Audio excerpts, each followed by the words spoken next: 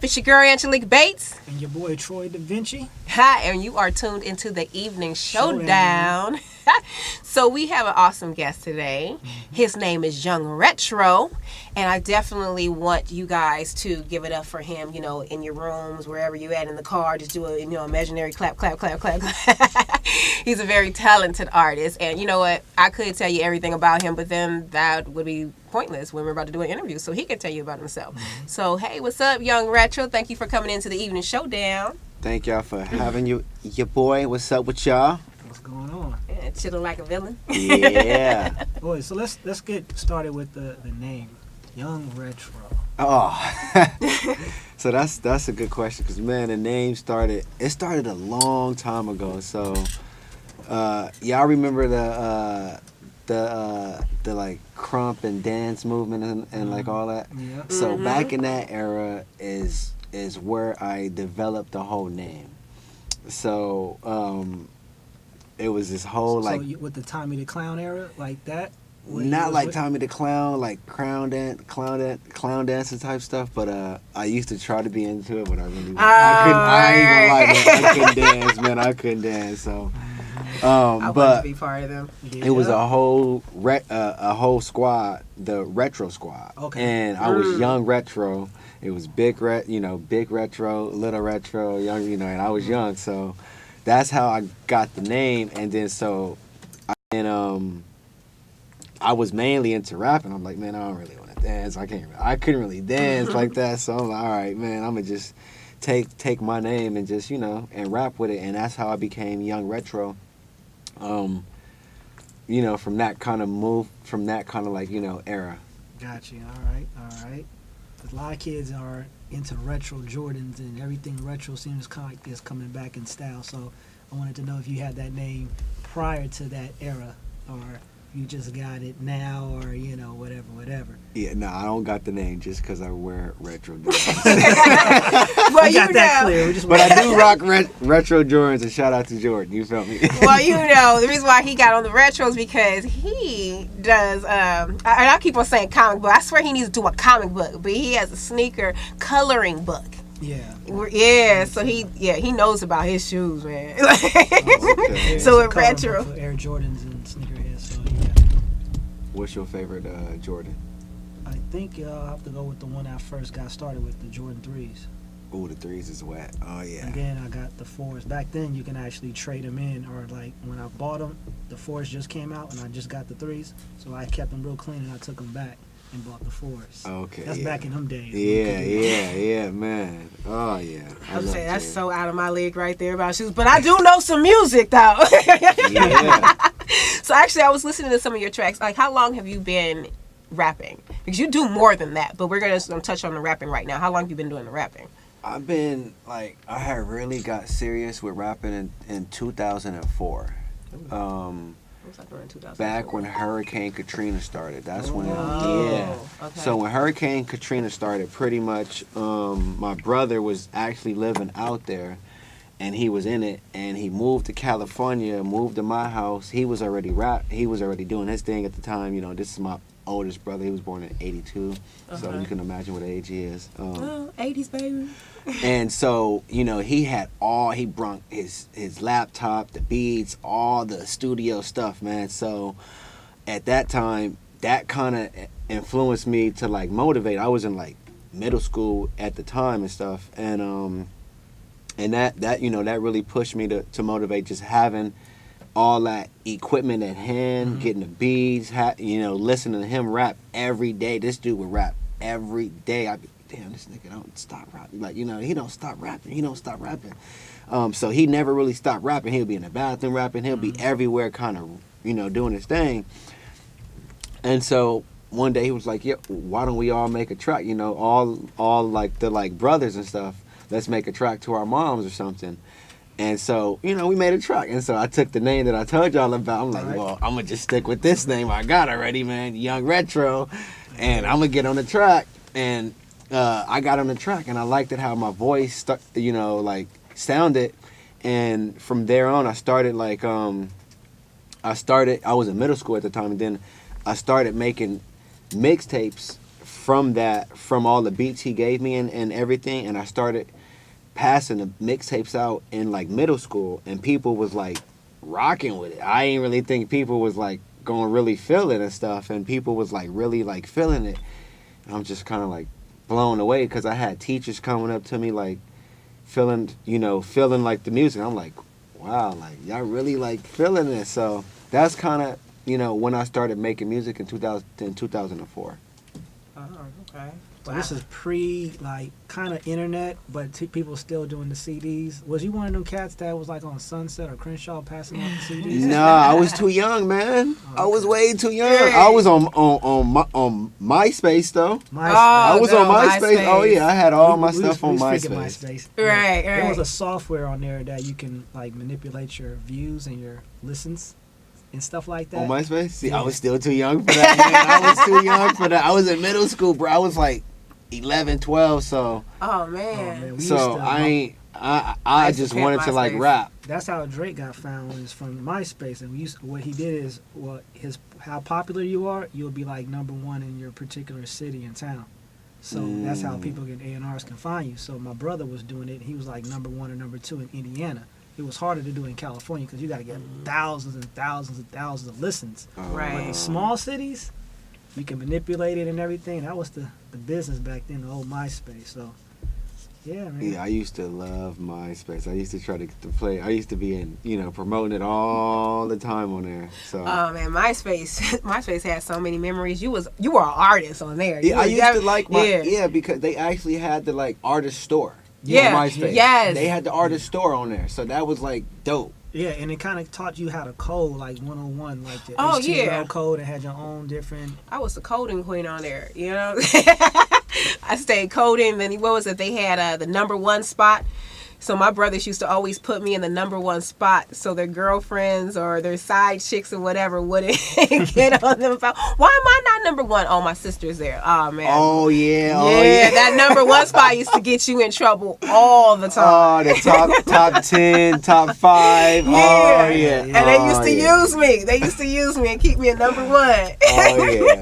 I ain't had no numbers. Look, if I could just have random friends, cool. Look.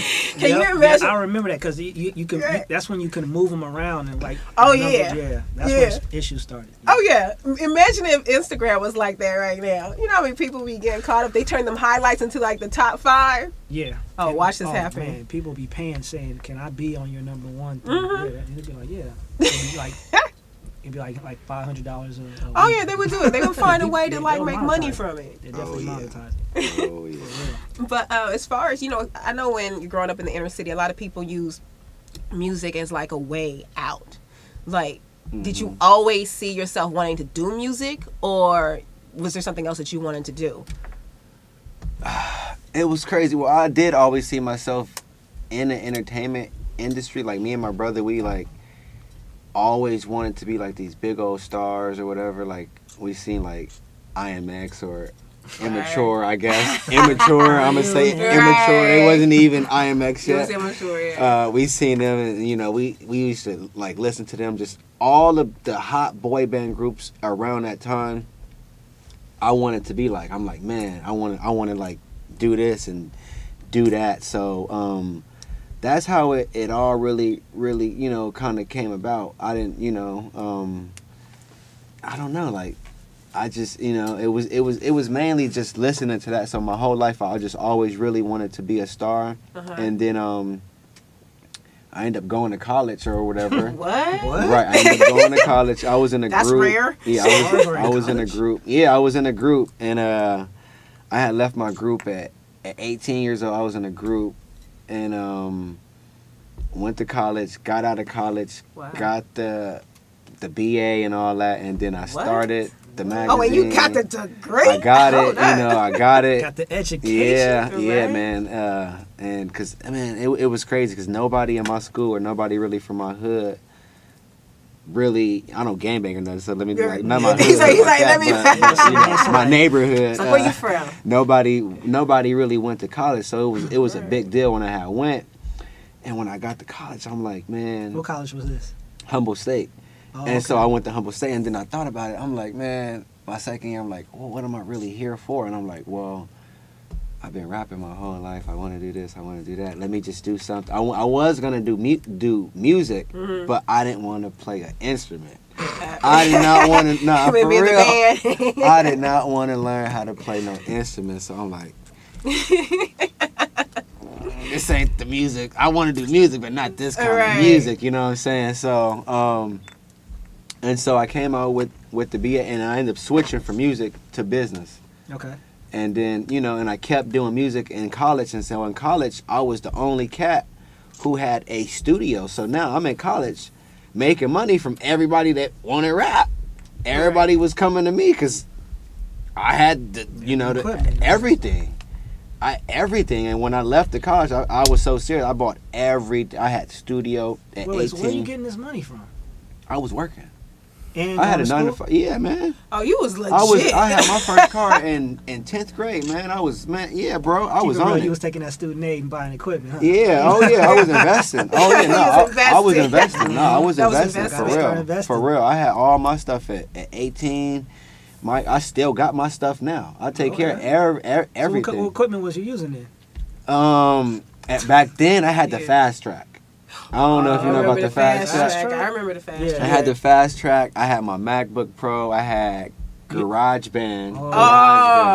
GarageBand back then. Yeah, GarageBand. Yeah, so and so I bought all that stuff. And then so I was in college doing my thing, and then so my whole life I pretty much wanted to be a star, and I just had different situations in my life that just made me who I am.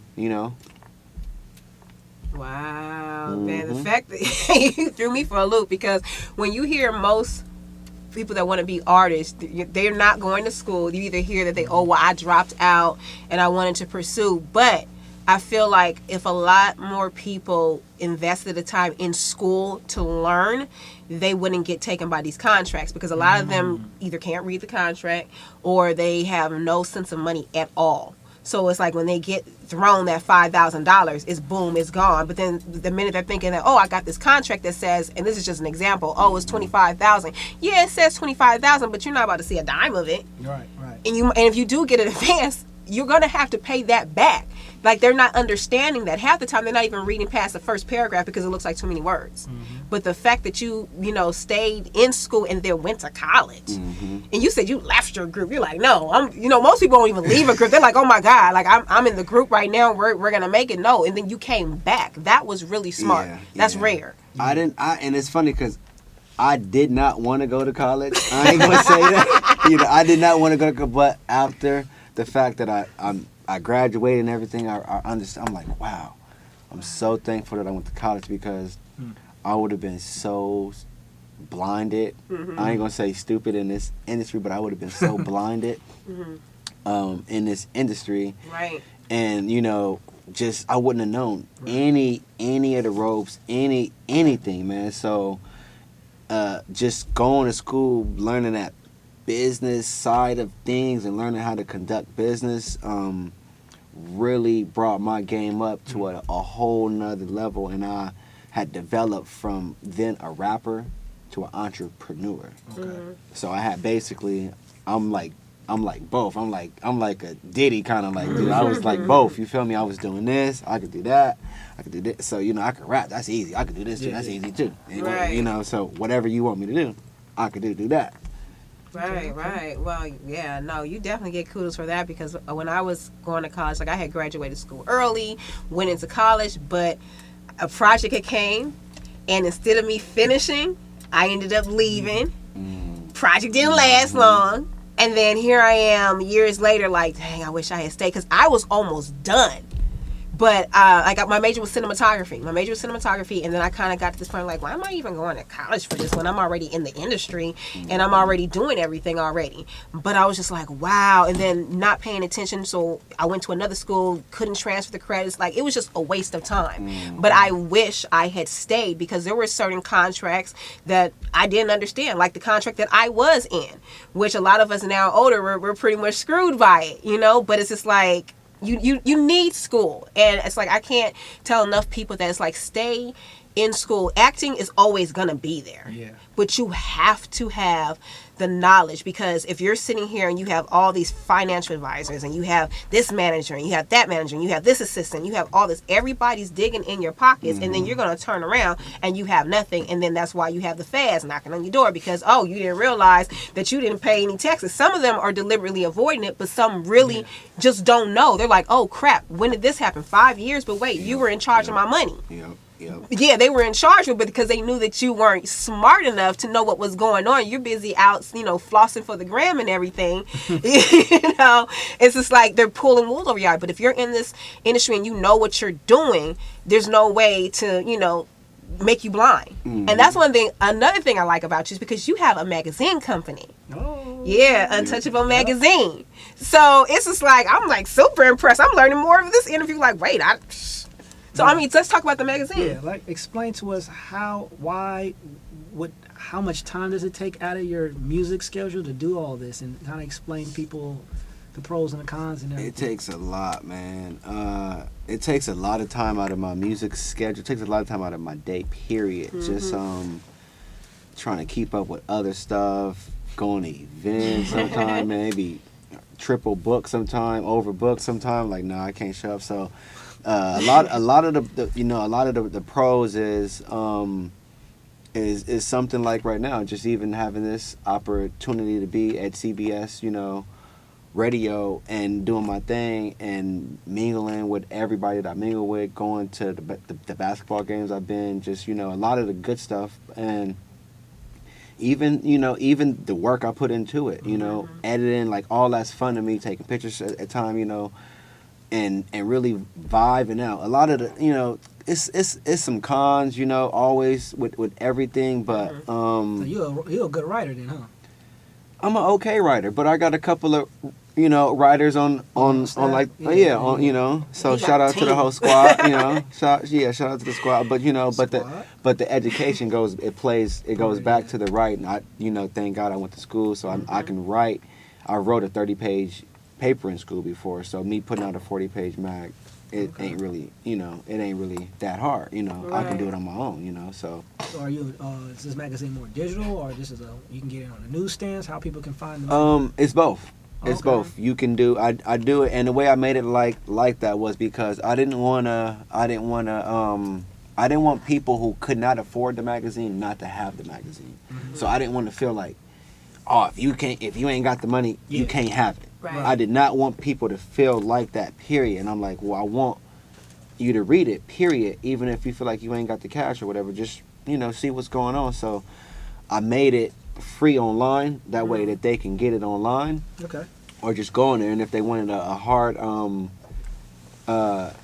paper back, then they can just pay for the printing and stuff and get it mailed to them. So I let the customer pretty much choose what they want to do. If you just want to read with that, thank you for the read. If you want to buy it, thank you for that. Hey, thank you. So right. I'm thankful for whatever you guys want to do, but just it's all for the love of hip hop music, the entertainment. It's all for everything as well.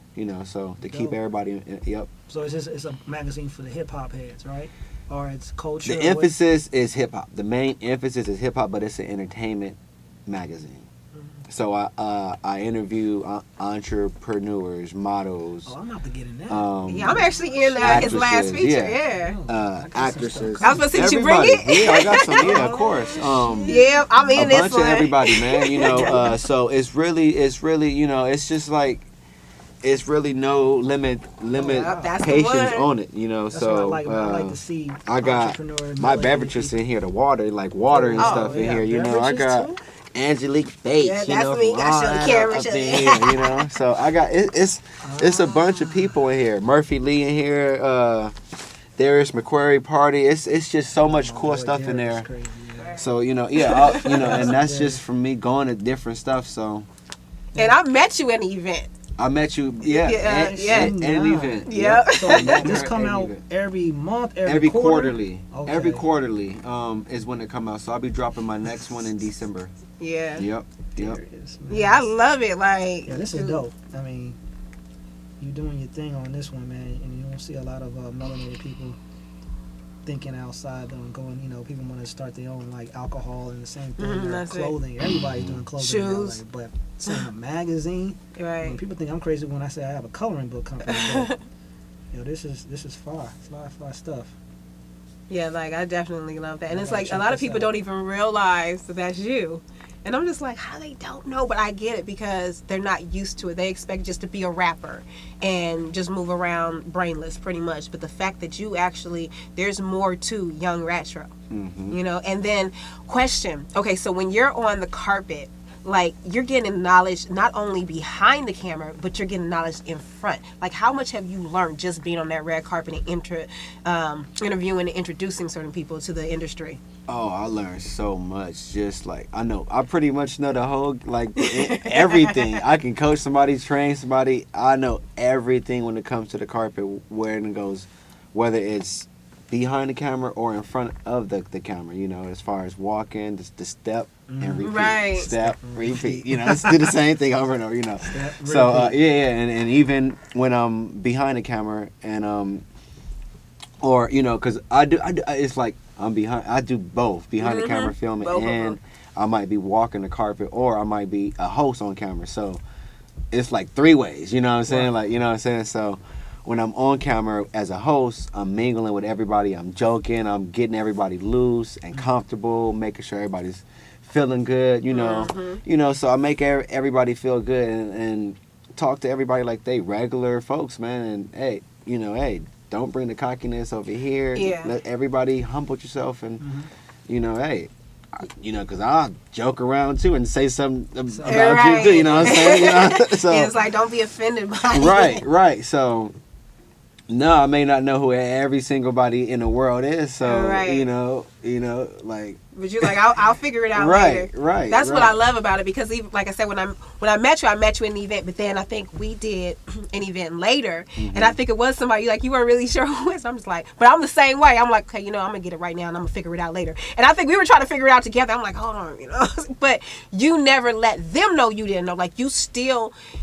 Treated everybody like they were somebody because everybody is, but there's like certain interviewers that if they don't know you, they kind of just like have their nose up and it's like, okay, who are you? Or you can just tell by how the interview is going because they don't know what questions to ask and the questions make no sense. And you always like you at least figure that out. Like at least what is the event about? Okay, well, why are you here? Like you actually put the questions together and you make everybody still feel welcomed. You don't alienate anybody, whether you know them or not. Oh yeah, because and that's kind of what I learned in Hollywood is don't sleep on nobody, man. Don't. I had going back to that, I had interviewed the Taylor girls. I didn't even know who the Taylor girls was in February at the celebrity basketball game at the Galen Center I seen you at. Interviewed them. BT thing? Yeah, that was BT weekend. And 1 week my YouTube channel 70,000 views. I'm like, who is these girls again? Right. 70,000 people care about who these people is, So I'm like, and I tell everybody, don't sleep on nobody because you don't know who they are, and just because you don't know who they are, don't mean the world don't. right. But they're at the event for a reason. That part, you know what I'm saying? So it was crazy. So you can't sleep on nobody. Right. Big, small, dude, and me, I don't sleep on anybody. You might, I might ask you a couple of trick questions like, what's your Instagram? Right. And then So I go back, check it real quick. later on and watch it and check real quick or something. So I might Right. sneak something in, but Make sure their Instagrams are right, people. Stop giving fake Instagrams. Oh, right. Oh man, don't give no fake Instagrams. I had that. Please make sure it adds up because I will go back. He and will check. Got to. I want to talk about, man, this water you have. My beverage. So it has CBD. The My Beverages water, Yeah. it got CBD in it. I wish I had one right now. Oh man, Yeah. I went to his event. He had an event. I'll be asleep. CBD They actually puts me to watching sleep. live right now. So What's up? Hold I on. made sure to steer clear from that water. Wait a minute. I've been I would've looking been into laid the out. business of CBD. So what got you into that? Well, those are actually one of my sponsors. Oh, so okay. yep, them is one of my sponsors. They pretty much look out for me anytime I'm having an event.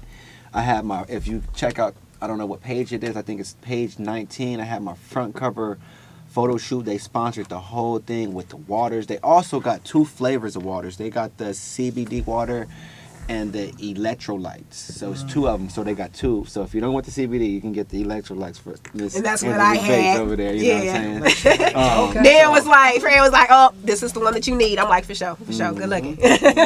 So that's, I partnered with them a couple months ago, and they like I said, they come through in the clutch, man. The water is amazing. Everybody has it, you know. They drunk it. It was at Dame Dash party when I went to hit. Yeah, I went to Dame Dash grand opening. They were giving out the bottles. I said, wow. Okay, look at you. Yeah, I was like, wow. That's what's up. That's what's up, man. That's awesome. Yeah, so what else are you got, or what do you have going that you are able to talk about other than your music, your magazine? What else do the people don't know that you got coming, or you want to keep it a secret? You know, well, I'm always working. Always working. I got a project I'm working on, a music project I've been working on for quite some time now. It's called The Golden Ticket. I can give y'all the name of that. It's Golden Ticket. The Golden Ticket. What's behind the meaning of all that? And it has nothing to do with the Willy Wonka. That was the first thing I was thinking about it. Well, it kind of has a little something to do with it, but it had nothing to do with him dying. And before, I had thought about it way before he died in any of it. But it's pretty much the golden ticket. I feel like you know, I put out I put out so much music before. I mean, a lot of people may not know, but I probably got 6 mixtapes out like right now, you know, that you can go online and just look on DatPiff or Hawkshare, all that. Like I said, I've been doing. And your music video, music videos as well. You can, you know, just Google me or whatever. So you like see it on there. So like you will see it on there. So I just been doing that, man. Yeah, it's crazy because like I said, when I met you, I didn't even know you as Young Retro. I just knew you as Untouchable. So, yeah, like, you know, so when I started seeing you like cross promoting, I was like, wait a minute, so he raps? But even still, like, I thought you were just coming up, like, okay, I just decided I want to be a rapper. But then when you sent over your information, I was just like, wait a minute, he has a music video, he has mixtapes. Like, wow, you've really been doing this. Yeah. Like, I learned more. Like, you just don't know, dude. Like, you can't judge a book by no cover out here. Right, and he doesn't put it out there either, at all. It's just like, yo, this is my magazine. Boom. It depends on which end you meet him on. Like, if I meet you on the magazine side, that's what you promote. If I meet you as Young Retro, then that's what you promote. It's like pretty much you got to figure it out. But I end up talking to him like almost every day. Like, we'll be like, what, 1, 2 o'clock in the morning? What you doing? Working on my magazine. Working. Like, we'll fall asleep texting to 5 a.m. He's working on his magazine. And I admire that, because you could be out at the club, you could be out at an event, and the thing is, when you get invited to events, you actually use it for business. I know people that get put in certain opportunities to go to these events, and they don't even utilize it. We know some people. You know, it's just like, you should be a lot further than you are right now, and how did you get to this event? Like, if Untouchable was there, you be coming up with some events and some videos that end up being exclusives. Like when you interviewed Apple Watts, your video was one of the main ones that she kept on retweeting, because I think you were probably one of the only ones that really got an interview with her. Like, you was on your job. Like, he shows up early, he's there, he gets in, he gets out. And I'm like, I'm hitting him up like, yo, she just retweeted. And oh, man. She be watching all my lives now, liking the video. I love her. Still. Yeah. Still, to this day, I be like, wow, shout out to Apple Watts. Yeah, I love Apple Watts. She's one of my favorite ones on the show because she's real. But I was just like, yeah, that was super dope. But no, you really be on your job. You utilize your opportunities. Like I said, when I met you at the other event, like, you were still, even though we were all just chilling, like, you were just still talking and you were still networking. That's how me and you ended up talking. You know, like, you don't let anything just go by you, and you don't waste your opportunity. So with that being said, since we know so many people in the industry that do waste their opportunities, especially when you're from the inner city and being a black male, when you're given certain opportunities, what advice would you give to another inner city black male, black female, minority period? What kind of advice would you give them if they want to get into this line of profession, or if they have any kind of opportunity to better themselves? Man, you gotta walk, talk, live, breathe this whatever you're doing, I don't care what it is, whether you taking photos, you got to do it every single day. You got to really want to do it. And who cares what anybody thinks? Honestly, like you can live. I learned to live with the word no. If you don't, hey, no, you can okay, say no cool. all the time. I can live with the word no. Did you have What's the worst you could say is no? Exactly. Did you ever have a mentor or anything, or somebody that kind of guided you a little bit in your career? Yeah, I had a producer, the chemist. Shout out to the chemist, Okay. who who guided me up basically mainly in music. So I had a music mentor, and he taught me the game as far as like the copyrights and everything. Cause I said, I didn't know anything about any of that stuff. I didn't even know what a copyright was, or even a poor man's. Right. The my mama copyright. taught me that. So I didn't even know what that. Like I said, I I started rapping at like 11, 12, so I didn't know what that was. So he taught me like all the ropes. He taught me even like how to count a bar. I just went through. I didn't even know what a bar was. Some people, and even now, I still met. I ain't gonna say the person. I met somebody that was 24 this year. They don't know how and didn't even know. Told me they know how to count a bar. I put them to the test, and they know how to count a bar. They looking at me like. I'm like, so basic. Where was the bar at? Yeah, I'm like, right, so the basic, the basic stuff. So did you ask for that help, or he just kind of grabbed you and put you under his wing type of thing? Well, basically, so like I said, when I started making music in 2004, I had this mixtapes I was passing out at school. Okay. Somebody introduced me to the producer, gave him my mixtape. He liked what he heard, and he wanted to keep working from there. And so from there on out, he wanted to take me under his wing, and we made our own, project. And that's when I came out with my first hit single, Too Fresh with it. And that was, I can't even remember when that was. That was probably like 08. 08, yeah, 08. I came out with my first single, Too Fresh with it with him. Wow. And then we've been working ever since. So has any major labels contact you or try to sign you up with their stuff? I had like 3 distribution deals. I turned them all down. I didn't think that they were right. Now, what wasn't right into them deals? That wasn't. Well, first off, don't come at me with a deal with no money. Let me just say that. Was it Ray Ray and them? Uncle Ray Ray always doing that shit. Right. So first off, I'm gonna just say Need that some money. I had basically I'll tell you. So I had basically performed at this like showcase, right? And it was supposed to be like you can get it. I think Charisma was there on on like the 1 to 2. She's seen it and all that. And I performed there, and they had the judges there. Lazy Bone was there, and I didn't win the competition, but everybody was coming up to me saying, "Man, you had the best performance. You had the best performance." Turned to find out the competition, it was rigged. But who cares? But everybody knew I had won. Right. So the next day, they hit me up saying, "Yo, we want to sign you." And I'm like, "Wait, I didn't even win the competition. Why y'all want to sign me? Right. Like, I thought I was whack. Like, you know what I'm saying? Like, right. And they like, nah, man, the CEO, she loved you. She wants to meet this week. She loved she loved the whole show. And I was confused, and then so I kind of go along with it. We meet up, we do the whole meeting, and they come to my house. We had a meeting, and I'm like, I ain't really liking where it was going and stuff. So I had my mentor there again. I'm always gonna have my mentor there, just listening and seeing, about everything. Because I as young as I may look, I still know the game. I still went to school and graduated at 23 years old. You know what I'm saying? So as young as I look, I still might know the game. So you might think you're trying to play me, but you can't play a player, man. Can't play a player.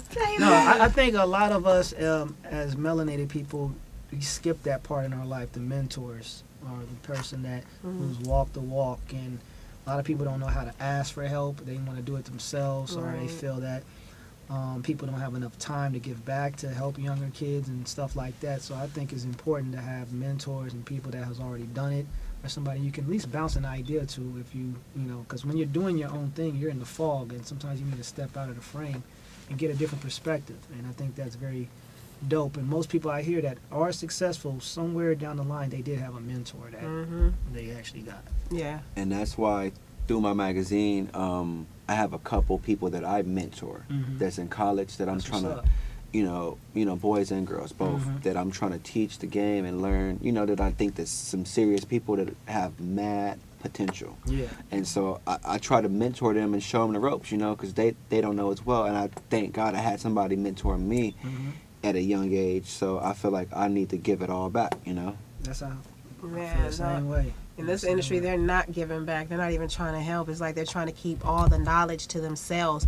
But the older generation, like you said, they had mentors. They were giving back. Like, just think about if all those mentors were holding on to their jewels. Like, we wouldn't even have some of the legends that we have right now. So the fact that you're even, you know, giving back, just your whole background period, I hope people listening are inspired, because you have a lot of these artists that are only showing one side, and they think we're not really that intelligent. You know, it's like, school, what? College, what? Oh, you can read? You know, it's just like the fact that you're even giving back, and then we can have an intelligent conversation, you know? Yeah, and to them it's not cool. All they see is just pretty much flashing, you know, getting tatted all over the faces and all this other stuff, and, you know, half the time, the mumble rapping. And that's kind of what I did with my music. Was I had did so much music. I had went to New York, filmed, you know, the video. I had did all this stuff, so I wanted to try something else other than rapping. I'm like, well, I've been doing music forever. Let me try something else, you know. And I start doing other stuff. Yeah, I just start doing other stuff to see what else I was good at. And I said, okay, I'm gonna use music. I got so much, like, I can drop a whole mixtape right now. 20 songs, you know what I'm saying, and still be Gucci and still have another mixtape to drop. So I got so much music that I've been doing over all these years. I can afford to put music on the backseat a little bit and try to, how do you say, like, try to find another niche with acting or the red carpet host or something in the industry to get my face out there again, like, you know, and I just been watching everybody and having friends, and I've been noticing how it goes. People use music as the back end. Oh, you know, like, oh, you're good at this, but hey, you're good at music too, you know. So you got to use music as the plus. You can't use it as the main thing. Oh, yeah, you can't use it as the main thing. And I understood that as a rapper. It took me years, but I finally understood it and developed it. And even with Drake, if you look at Drake, he been making music, but he was using the grassy as his platform to come up. He used acting as his platform. So it's like a lot of people are using other platforms to do that, and that's exactly what I did with my music. I did all that stuff, had all the videos out that, you know, nobody knew about, but I had already had all that stuff. I had already did all this stuff. I had opened up for, you know, all you know, everybody, and I'm like, okay, what else can I do? You know, and then so now I'm doing stuff that rappers wish that they can do now. Like, you know, I be doing everything. So the music is like, it's like I do music, but I do everything. You just can't say I do music. Right. You didn't let it control you. You control the music and the aspect of the doors that it opens. And I love that. Where do you see yourself in 3 to 5 years from now? In 3 to 5 years from now, I just see myself, like I said, my mentality is Jay-Z, P. Diddy. So, entrepreneur, you know, CEO. I'm already the CEO, but I just see myself. It was funny. I just told myself this the other day. I said, I see myself not going to events, but throwing events. You know, throwing them events. I'm not finna be going. I'm finna be throwing these $1 million events, these mansion parties, these award shows, these basketball. I'm finna be throwing that. People finna be hitting me up, begging me to get in my event with you. You know, hey, I wish I knew. No, for real. I said that's exactly what I'm finna do. And I'm manifesting. I'm working on speaking it into existence. Oh yeah, it's coming. Something that's in my it's coming. In my ear. It's coming. Yeah. So you speaking of law of attraction? Oh wow. Yeah. So where did you learn that at? Shoot, everywhere. You know, everything. Not everybody gets that. They don't. Matter of fact, people do it every day, but they don't realize what they're doing. Right. Because a lot of them are manifesting negativity. Oh, you know, my life sucks. Oh, you know, I don't want to go to job. Oh, I can't believe this happened. Oh, just my luck. And they're manifesting every single day. But to actually use it in a positive way, like what you just said, this is what's going to be happening. Like, use it to your ability. Words, I tell my kids this all the time. Words are very diddly. If you don't use them right, they will use you. Oh yeah, we can go a whole. That could be a whole nother show. Words and word magic, right? And all that other stuff. And the meanings. But when you writing your music, like, where are you getting inspired from? Are you going through some things with your family, your girl, or you know, your homies, the streets? Where are you getting this inspiration to continue to do music? Different topics, different situations in my life that occur. So it just depends on what I'm going through at that very moment. So if I'm with a girl and we, you know, she tripping out, you feel me? I might have to write a song. I might diss her on the low on the track without her even knowing. You know, you're like, wait a minute. So this is okay. Let me. and then ask her what she think about it. And she not even know. It was about her. That was cute. It was about her. You know. That was so. You know. So, but I'm not the type of rapper. If you heard any of the music, I'm not the type of rapper to just, you know, I got club songs too, but I like to have concepts and messages that I like to convey to my listeners. So what, even if it is something as far as I got a song Boogie Down. Well, I'm gonna push Boogie Down. I want you to really boogie down. Or if it's a serious song like Change, you know, I'm gonna really be pushing that song like Change. So, you know, that's kind of, you know, so I get my situations from real life. I try to use real life examples, moms, pops, and I'm trying to basically start telling more of the real through my music, so people can really relate and be like, you know, that, oh, that ain't no fake stuff. That's some real stuff. What he's saying, I've been through that. I witnessed that. You know, I've been there before, and I want people to, you know, when they listen to my music, really be like, wow, that was real. I feel that dude. So what he said was some real stuff. Who inspires you to, like, when you hear their music, like, man, I want to get in the studio right now, man. It's like, this is dope. I gotta get, you know, who does that for you? So going back to the Hurricane Katrina back in 2004, my older brother, he used to, when I was in the house. Does your older brother still rap? No, he just stopped rapping. He's into like preaching and stuff now. Oh, he's a preacher? Oh, okay. So he's rapping a different message. Right, exactly. In a different audience.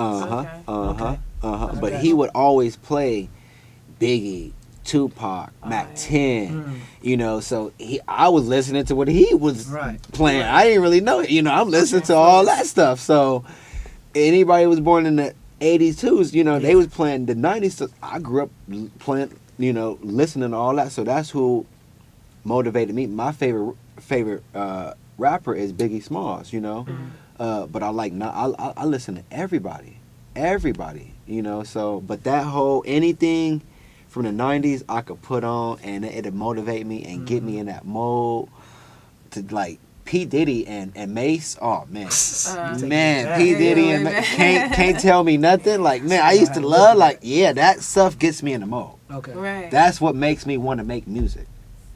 Not playing the 6ix9ine and with the busy, you know. I mean, it's cool, but you know, it make me jump a little bit. But that can't tell me nothing, you know. But all that with Diddy and Mace, oh man, you can't change that for the world. No. That was an era that.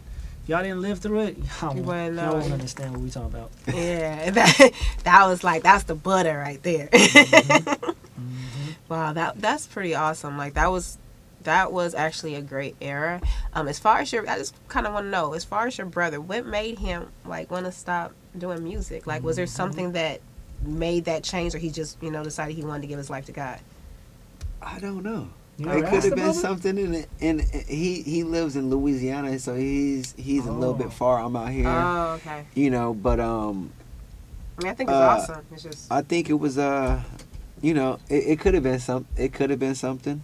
Right, so what does your brother think of you still doing the music? Does he try to now that he's a minister and doing that, does he kind of look at you like, yo, you might need to come on this side, and what are you doing still? Man, if he ever told, I'd be like, man, you done been in my shoes before, and I'm gonna keep it 100. Yeah, for real, bro. He like, nah. You done told me you was just doing this for like 10, 15 years, bro. Don't look. Come on, He bro. said, Let's keep it up. though, man. Now I'm awake. Let's you need keep to it come up. on. And I love God. You know, Right. I pray to God before I do a show. You know, and that's one thing my mentor did teach me was to let God lead your career. So before I had shows, I would pray about it. Right. You know, I would pray about it. I did like, and even when I told you about the show that they ended up they offered me a deal. I didn't do it to win. I did it just to, I wanted everybody to see, and then see what I could do. So I don't be doing things. So sometimes when you lose, you win, and when you win, you lose. So I learned that from that show. I had lost the competition or the little like the little plaque, but who cared about the little plaque? When I really won the next day, y'all calling my phone trying to offer me this little record deal, all this. So, and that was the biggest message I learned. I said, wow, I thought I lost, but I really won. Right, right. Because they were coming for you. Wow. Well, if there's any more advice that you could give to anyone that's out there listening, matter of fact, as far as contract, let's just say they get offered a contract. The fact that you even turned it away, I know there's probably some people like, what? Like that's unheard. People, they just want what's right there. They want the quickness. They don't want to work for anything. And me and you have had this talk before as far as nothing's really handed to you. And if it is, there's a catch to it. What advice would you give to somebody that's stuck in between doing the right thing and, kind of just being used by the industry, going left or going right? And the longevity, having longevity in this industry. What advice would I have for somebody that's listening, that's stuck between, pretty much, what advice would you have for someone that's stuck between making the quick money or actually having longevity in this industry? Oh, don't go for the quick money. Oh yeah, don't go for the quick money, man. Like and that's one thing I had to change my mentality. You got to stop chasing pennies. People got to really stop chasing pennies and focus on the bigger dream. Make them short-term goals. Short-term goals turn into long-term goals. You manifest them and it all changes. So you can't chase that bag. You can't chase the bag. Let the bag chase you. You have to. And it's like quick money is cool, but it's just exactly how it sounds. It's quick. It only lasts so long, and then it's gone. So think longer. Think about investment. Think about really trying to take that quick money and flip it and make it double or whatever. So just always don't ever always double think everything. You have to. Right. And all money ain't good money. I just told somebody all money that. is not good money. So just because somebody paying you X amount of dollars to do this don't mean it's good money. It don't. Oh yeah. So you got to learn, pick your battles, and that's with money as well. So what do you think about all these clout chasers and people that are starting beef to get recognized? Man, you know what? I love clout chasers, man. I will say that because I got clout chasers with the magazine, so now I love them. Yeah. I love them now. Using them to benefit you. Yeah, I love them. People be, I want to, okay, cool. You can say it. Promote me for free. Cool. Go ahead. I love clout chasers. Hit me up, man, for real. Chase me, man, free for promo. real, bro. Hey, hit me up with the free promo. So it be free promo. So don't get offended. That's what happens in this industry. People get offended. You have to have a tough skin in this industry. I used to get offended by it. Oh, me too. I used to get offended by it, and now I love it. What changed your mindset? So one time it was this person. So you see how this cover is right now, right? Right. And I would post this on social media. Let's say I had a flyer that says Untouchable Magazine Presents. Okay. Somebody would cut out that part and put all their stuff only about them, saying I said that about them, and I really didn't say that about them. Oh. And it used to make me it used to rub me under the skin so I used to tell my boy, like, bro, you see this? Like, my graphics don't even look nothing like this. These graphics are trash. Like, bro, what is this? Like, I wouldn't even put this kind of work out. Like, bro. And so that was a clout chaser, but he was getting 15,000 views, 15,000, likes. Right. So I'm like, And he didn't stop. He kept tagging me in it. You know, he wanted me to see it. He wanted me to see it. So I'm like, okay. And after a while, I just, you know, I learned to live with it. And now the way I live with it is, I love it. I love it now. Instead of me hating it, I love it. I turned the tables. I love it. Y'all can chase it. Promote me for free. Whatever you want to do. All that great stuff. I'm all in.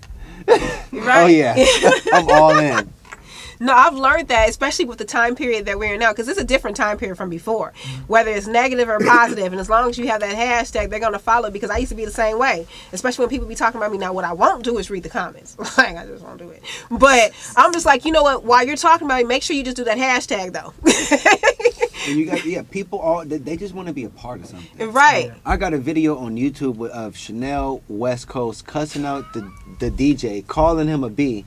Has how many views? About 10,000 views shy of 1 million.